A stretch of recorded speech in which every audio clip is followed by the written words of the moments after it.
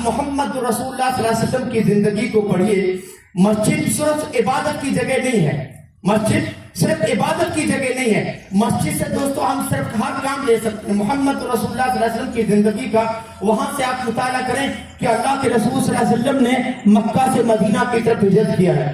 اور ہجرت جب آپ نے کی ہے تو آپ اکیلے نہیں ہیں, بلکہ محمد رسول اللہ صلی اللہ علیہ وسلم کے ساتھ سینکڑوں صحابہ ہیں, اور ان سینکڑوں صحابہ کے ساتھ بس دسیوں مسائل ہیں. محمد رسول اللہ صلی اللہ علیہ وسلم نے ان کے مسائل کو حل کرنے کے بجائے سب سے پہلے اللہ کے رسول صلی اللہ علیہ وسلم نے مسجد نبی کی بنیاد رکھی. سب سے پہلے آپ نے ایک مسجد بنائی, اور اسی مسجد کے سنگریزوں پر, دیکھیے بڑی سادگی کے ساتھ مسجد نبی بنائے گی, اسی مسجد نبی کے سنگریزوں پر بیٹھ کر محمد رسول اللہ صلی اللہ علیہ وسلم نے صحابہ کے سارے مسائل کو حل کیا. سب سے پہلے تو اللہ کے رسول صلی اللہ علیہ وسلم نے ان کے درمیان بھائی چارہ قائم کیا. بھائی چارہ, ایک انصاری صحابی کو بلایا, ایک مہاجر صحابی کو بلایا, اور اللہ کے رسول صلی اللہ علیہ وسلم نے ان کے درمیان بھائی چارہ قائم کیا. مسجد اگر بات آئی جیل کی تو اسی مسجد نبی نے جیل کا کردار ادا کیا. یونیورسٹی کی بات آئی تو اسی مسجد نبی نے یونیورسٹی کا کردار ادا کیا.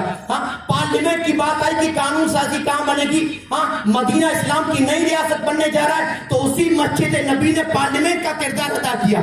اور آپ دیکھیں مسجد نبی کا جو کردار آپ دیکھیں گے نا, تو آپ کو لگے گا کہ مسجد نبی نے اس معاشرے کو ایک مثالی معاشرہ بنا دیا. یہ مسجد نبی کا کردار تھا.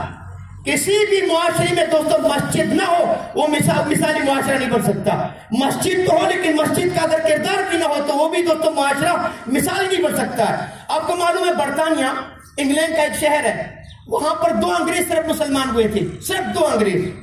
تو ہندوستان کی ایک عورت نواب صدیق حسن خان کی بیوی ہندوستان میں اپنی پراپرٹی کو بیچتی ہے اور برطانیہ میں مسجد بناتی ہے.